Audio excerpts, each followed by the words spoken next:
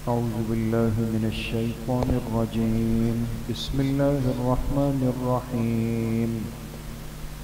إليه يرد علم الساعة وما تخرج من ثمرات من أكمامها وما تحمل من أنثى ولا تضع إلا بعلمه ويوم يناديهم أين شركائي قالوا آذناك ما منا من شهيد وضل عنهم ما كانوا يدعون من قبل وظنوا ما لهم من محيص.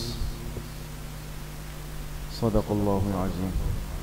یہ سورہ حامیم السجدہ کی آیت نمبر 47 اور آیت نمبر 48، یہ دو آیتیں آپ حضرات کے سامنے تلاوت کی گئی ہے، اور یہ پارہ نمبر 25 کا آغاز بھی ہے. اس سے پچھلی آیات میں یہ بات چل رہی تھی کہ سابقہ امتوں نے بھی اور اس امت کا جو ابتدائی طبقہ تھا شروع کا، انہوں نے بھی بہت ساری ضروریات دین کا انکار کیا، اور اس انکار کے لیے کچھ نہ کچھ بات بنائی. جیسے آپ کے سامنے بات ہوئی کہ کہنے لگے کہ اگر واقعی یہ شخص پیغمبر ہے اور ان کی بات سچی ہے اور جو وحی یہ بتاتے ہیں کہ مجھ پر آسمان سے اتری ہے، تو پھر کیوں اللہ نے اپنی سابقہ کتابیں ایک ساتھ اتاری اور ان پر تھوڑی تھوڑی کر کے آ رہی ہے؟ ایک بے مقصد اعتراض تھا. اگر یہ سچے پیغمبر ہیں تو پوری کتاب قرآن کریم ایک ساتھ کیوں نہیں اتری؟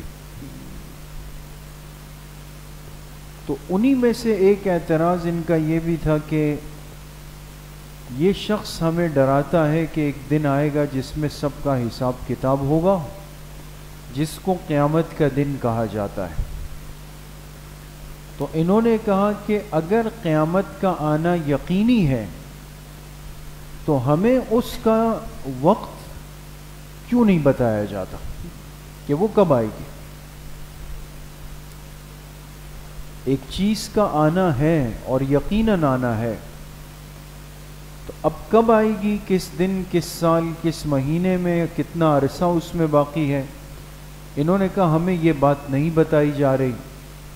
تو مقصد کیا ہوا کہ بھئی جو ہمیں بتایا نہیں گیا تو اس کا مطلب وہ چیز ہے ہی نہیں، اس کا انکار کر دیا.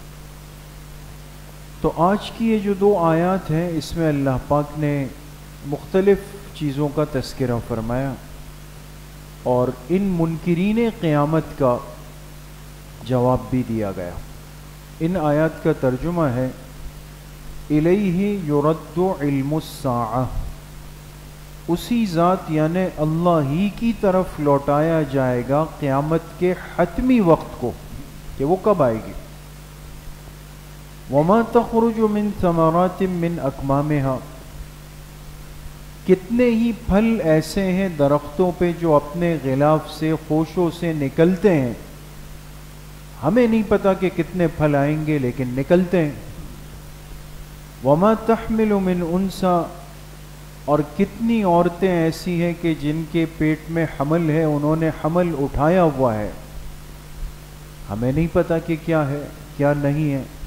ولا تضع الا بعلم، اور یہ حمل کب دنیا میں آئے گا اس کا علم سوائے اللہ کے اور کسی کے پاس نہیں ہے.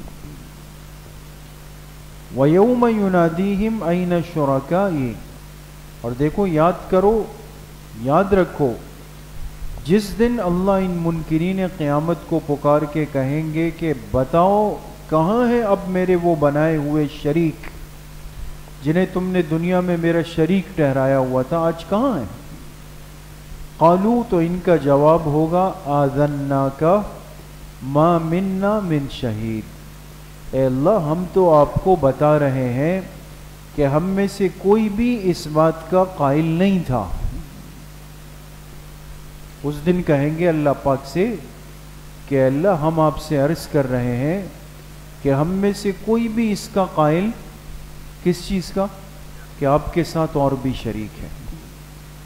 وَضَلَّ عَنْهُمْ مَا كَانُوا يَدْعُونَ مِنْ قَبْلُ. اور اس جواب کی وجہ کیا ہوگی کہ اس دن ان سے گم ہو جائیں گے وہ تمام بنائے ہوئے معبود جن کو اس سے پہلے دنیا میں پکارتے تھے. اب پتہ ہی نہیں کہاں گئے. وَظَنُّوا مَا لَهُم مِّن مَّحِيصٍ. اور انہیں یقین ہو جائے گا کہ آج بچنے کی کوئی جگہ نہیں ہے. تو قیامت کا انکار اور قیامت کے آنے کا انکار یہ ایک بڑی وجہ رہی ہے دوستوں محرومی کی. اور بار بار یہ بات درس میں آ رہی ہے کہ ہمارے اس دین اسلام کی ایک خصوصیت ہے کہ اس میں ایمان بالغیب زیادہ ہے، مغیبات زیادہ ہے. بہت محدود سی چیزیں اللہ نے اس امت کے اوپر ظاہر فرمائی. آپ علیہ الصلوۃ والسلام کے معجزات لامتناہی تھے لیکن امت کے سامنے محدود سے آئے. بڑا تقاضا کیا مشرکین مکہ نے کہ ہم یہ دیکھ لیں تو ایمان لے آئیں گے، ہم یہ دیکھ لیں تو ایمان لے آئیں گے، آپ ہمیں یہ دکھا دیں تو ہم ایمان لے آئیں گے. لیکن اللہ پاک نے ایسا نہیں فرمایا. آخری امت کی خاصیت اور خصوصیت الذین یؤمنون بالغیب، یہ غیب پر ایمان رکھے گی. وہ چیزیں جو آنکھوں سے، نظر سے، مشاہدے سے چھپی ہوئی ہے، پوشیدہ ہے، اس پر یہ ایمان لائے گی. یہ اس کا کمال ہوگا. تو اب آخرت چونکہ دیکھی نہیں، سنی ہے، مشاہدہ نہیں ہے اس کا، بلکہ صرف اس کا علم ہے ہمارے پاس. لیکن ہم کہتے ہیں جس ہستی نے، جس شخصیت نے اس آخرت کے دن کا ہمیں بتایا ہے، اس سے بڑھ کر اس کائنات میں کوئی سچا نہیں آیا، نہ آ سکتا ہے. اس سے بڑھ کر کسی کی بات سچی نہیں ہو سکتی. آپ نے فرما دیا تو وہ برحق اور سچ ہے. اب چاہے وہ بات ہمارے ذہن اور عقل میں آئے یا نہ آئے، لیکن ہم اس پر ایمان لائیں گے. تو انہوں نے کہا کہ بھئی اگر قیامت آئے گی تو پھر ہمیں قیامت کے آنے کا وقت بتا دیں. یہاں بات پہ غور کیجئے گا دوست. اس اعتراض کا حاصل اور خلاصہ کیا ہے کہ مقصد یہ کہنا چاہتے تھے کہ جس چیز کا علم نہیں تو وہ چیز ہوگی بھی نہیں. حالانکہ یہ بے تکی سی بات ہے نا. اب مثال کے طور پہ میں آپ ساتھیوں سے پوچھوں، بہت سارے ساتھی ایسے ہوں گے جو شاید کام سے سیدھا مسجد آئیں کہ بھئی آپ بتائیں آپ کے گھر میں ابھی آپ جائیں گے تو دسترخوان پہ کیا ہوگا. بہت سو کو پتہ بھی ہوگا لیکن بہت سو کو نہیں. علم نہیں ہے نا، عدم علم ہے. لیکن کیا اس سے یہ لازم آتا ہے کہ گھر میں کچھ بھی نہیں پکا ہوا؟ نہیں نا. کسی چیز کے علم نہ ہونے سے یہ کبھی لازم نہیں آتا کہ اس چیز کا وجود بھی نہیں.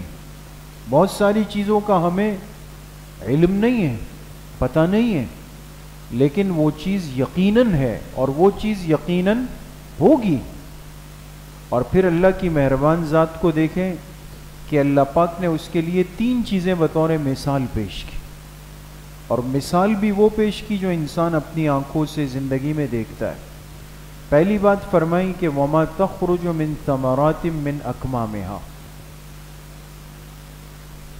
کہ دیکھو ایک درخت جب اگتا ہے، مختلف چیزوں کے درخت ہوتے ہیں، پھل پھول آتے ہیں اس کے اندر. پھل جب نکلتے ہیں تو چونکہ عرب میں سب سے زیادہ جو پھل پیدا ہوتا ہے وہ کون سا ہے؟ کھجور ہے. کھجور ہے. کھجور کا جو پھل ہوتا ہے دوستو یہ پہلے خوشے میں ہوتا ہے، غلاف میں یہ بند ہوتا ہے. آج بھی اگر آپ کھجور کے درخت دیکھ لیں، اندرون سندھ چلے جائیں آپ، تو یہ پھل جب پیدا ہوتا ہے تو یہ ایک خوشے میں، ایک غلاف میں، اس کے اوپر نیچے جیسے ہمارا یہ بھٹا نہیں ہوتا، بھٹا اندر اس کے اوپر دیکھیں نا وہ چھپا ہوا ہوتا ہے کاغذ کی طرح. تو اب پھل غلاف کے اندر ہے, چھپا ہوا ہے نا, نظر نہیں آ رہا. اب نظر نہیں آ رہا, ہمیں پتہ نہیں ہے کہ اس میں کس قسم کی کھجوریں ہیں, لیکن آج تک کسی نے یہ نہیں کہا کہ چونکہ نظر نہیں آ رہا, چونکہ مجھے معلوم نہیں ہو رہا, لہذا کھجوریں ہے ہی نہیں, بلکہ وہ انتظار کر رہا ہے کہ اس کے اندر کھجوریں ہیں. معلوم ہوا کہ عدم علم بھی ہے, عدم مشاہدہ بھی ہے, لیکن باغ کے مالک کو یقین ہے کہ اس کے اندر سے پھل نکلے گا, مانتا ہے وہ اس کو. اسی طریقے سے پھر اللہ نے مثال دی مؤنث کی, جس میں عورت بھی شامل ہے, جس میں سب مادہ, جانور, حیوانات سب شامل ہیں. اب اللہ کا حکم ہو جائے, حمل ہو جائے, تو اب یہ یقین ہوتا ہے کہ بھئی اس عورت کو یا اس مادہ جانور کو حمل ٹھہر گیا. لیکن آپ بتائیں, چونکہ اللہ نے اس حمل کی, اس بچے کی جگہ پوشیدہ رکھی, کسی کو باہر سے تو نظر نہیں آ رہا, وہ تو پوشیدہ ہے. اب عدم مشاہدہ ہے, نظر نہیں آ رہا, عدم علم ہے, مجھے یہ بھی نہیں پتا ہے کہ اندر جو ہے وہ ایک ہے, دو ہے, لڑکا ہے, لڑکی ہے, نامکمل ہوگا, مکمل ہوگا, یہ بھی نہیں پتا, کچھ بھی نہیں پتا. لیکن ہر بندہ انتظار میں, دن گن رہا ہے, مہینے گن رہا ہے, خوش ہوتا جا رہا ہے, قریبی لوگوں کو بتا رہا ہے کہ وقت قریب آ رہا ہے. سوال یہ ہے کہ آپ کو تو کچھ بھی نہیں پتا کہ اندر کیا ہے, لیکن آپ کیوں اس پر یقین کر کے بیٹھے ہوئے؟ اسی طریقے سے پھر جب اللہ پاک کا حکم ہو جائے, حمل ٹھہر جائے, یہ دنیا میں کب آئے گا؟ آپ نے بہت دفعہ سنا ہوگا کہ جو ڈاکٹر حضرات ہوتے ہیں وہ اپنے ایک اندازے اور تخمینے سے ایک تاریخ دے دیتے ہیں, ہے نا, کہ بھئی اس تاریخ کے قریب ہے. لیکن آج بھی اتنی ایڈوانس ٹیکنالوجی کے بعد بھی, چونکہ ہم ایک اسلامی ملک میں ہیں اور ڈاکٹر جو بھی ہو وہ سب کچھ کہنے کے بعد بھی کہتے ہیں کہ یہ ہمارا اندازہ ہے, باقی یقینی کیا ہے وہ اللہ کے علم میں. اور کتنی دفعہ ایسا ہوتا ہے کہ وہ ایک تاریخ دیتے ہیں اور ہم انتظار میں ہوتے ہیں, اس سے 15-20 دن پہلے خوشی آ جاتی ہے. ہم انتظار میں ہوتے ہیں, اس کے 15-20 دن, مہینہ اوپر ہو جاتا ہے دوست. اس لیے کہ آپ کو پتہ ہے کہ حمل کی زیادہ سے زیادہ مدت کیا ہے جی؟ 2 سال, اور کم سے کم 6 مہینے. ایک بچہ دنیا میں آتا ہے نا دوستوں, شریعت کا اصول اور ضابطہ جو قرآن کریم سے, احادیث سے ہے کہ حمل کی ادنا مدت, کم از کم مدت وہ 6 مہینے, یعنی 6 مہینے میں ایک بچہ دنیا میں آ سکتا ہے, اور زیادہ سے زیادہ مدت وہ 2 سال. اب عموماً جیسے 9 مہینوں کا کہتے ہیں, لیکن ایسا بھی ہوتا ہے کہ 9 مہینوں کے بجائے 8 مہینے میں, 7 مہینے میں, 11 مہینوں میں, 1.5 سال میں, 2 سال تک میں, ایسا بھی ہوتا رہا ہے اور ہو سکتا ہے بالکل. یہ وضاحت شریعت اس لیے کر رہی ہے کہ بندہ نسب کے اعتبار سے مطمئن رہے, اس کو کوئی ٹینشن نہ ہو دماغی طور پہ. اب یہ 3 مثالیں ہیں. پھل پیدا ہوتے ہیں غلاف میں چھپے ہوئے, حمل ہوتا ہے وہ پیٹ میں چھپا ہوا, حمل کے آنے کا وقت صرف اللہ کو پتا وہ چھپا ہوا. تو عدم علم ہے, لیکن کیوں ہم یقین کر لیتے ہیں کہ یہ پھل ضرور آئیں گے؟ کیوں ہم یقین کر لیتے ہیں کہ یہ بچہ یا بچی ضرور آئے گا دنیا کے اندر؟ تو جب ان چیزوں پر یقین ہے تو قیامت کے بارے میں جب ہمیں بتا دیا گیا, اس کا وقت نہیں بتایا گیا لیکن علم دیا گیا, تو اس کے وقوع کا یقین کیوں نہیں ہو رہا؟ اور پھر بتانے والی ذات محبوب کائنات کی ہے, اصدق الصادقین کی ہے, صادق اور امین کی ہے. اللہ کا کلام کہہ رہا ہے کہ ایک دن آئے گا قیامت قائم ہو جائے گی.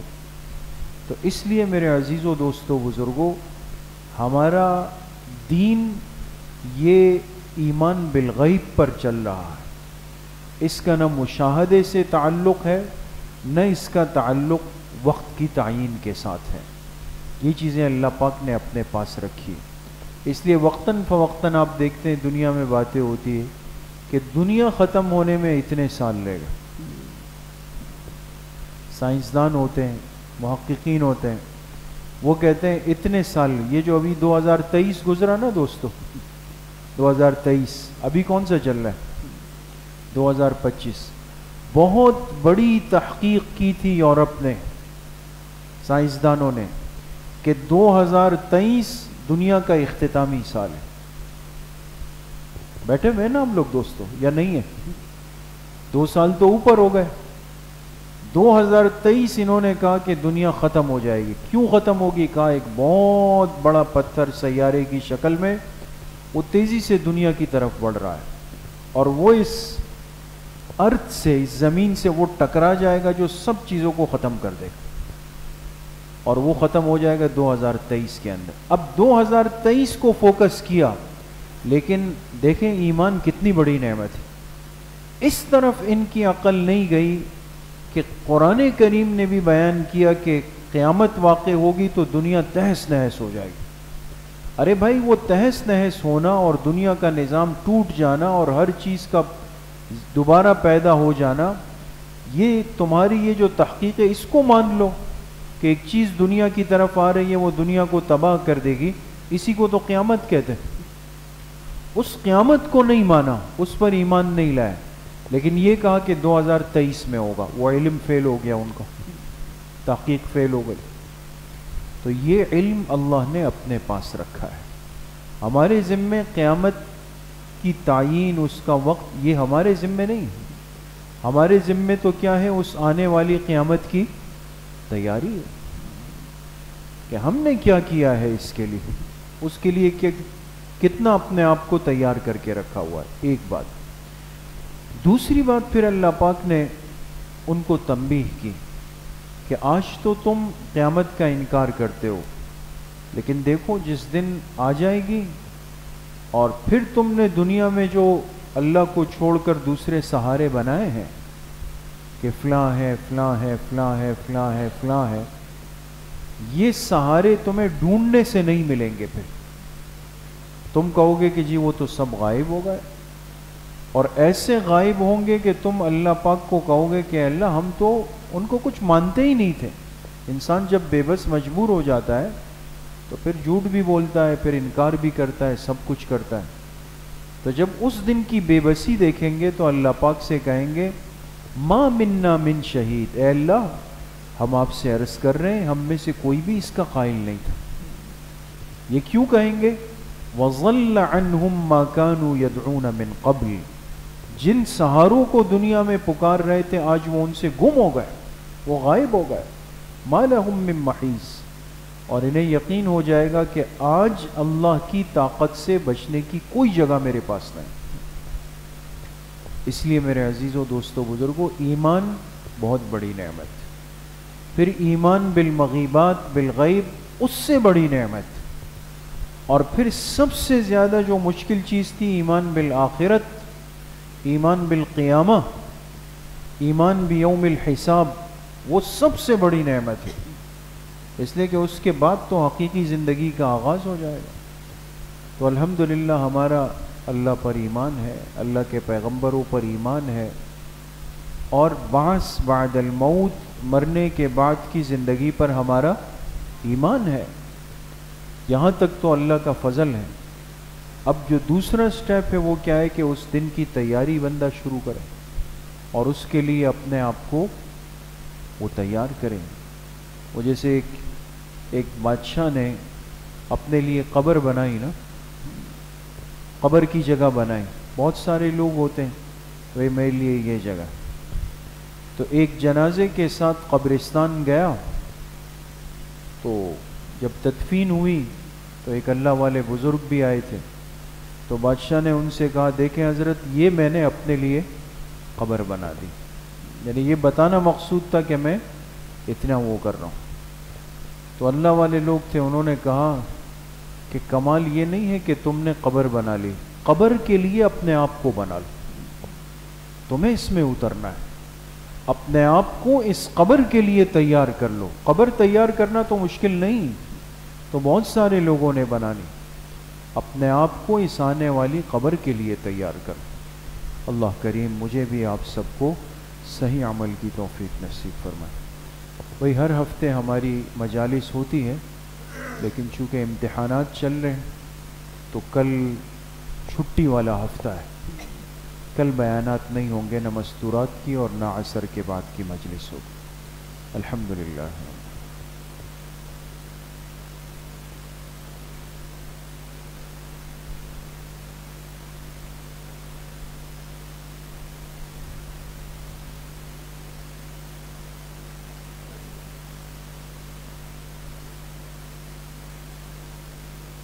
وصلی اللہ وسلم علی نبینا محمد وآلہ واصحابہ اجمعین.